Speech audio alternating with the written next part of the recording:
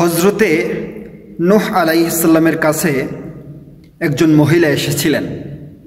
এসে বললেন, হুজুর, আমার সন্তানের জন্য আপনি একটু দোয়া করে দিন, আমার সন্তান যেন দীর্ঘ হায়াত পায়, আরও হায়াত পায়। তখন নূহ আলাইহিস সালাম বললেন, আপনার সন্তানের বয়স কত?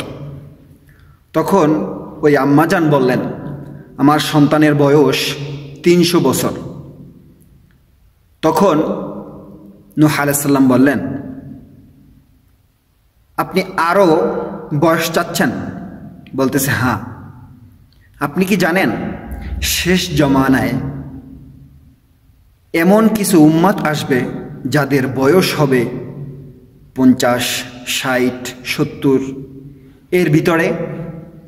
তখন ওই আম্মাজান বললেন, তারা কি দুনিয়ায় ঘরবাড়ি বানাবে? এত কম বয়সে কিভাবে কি করবে?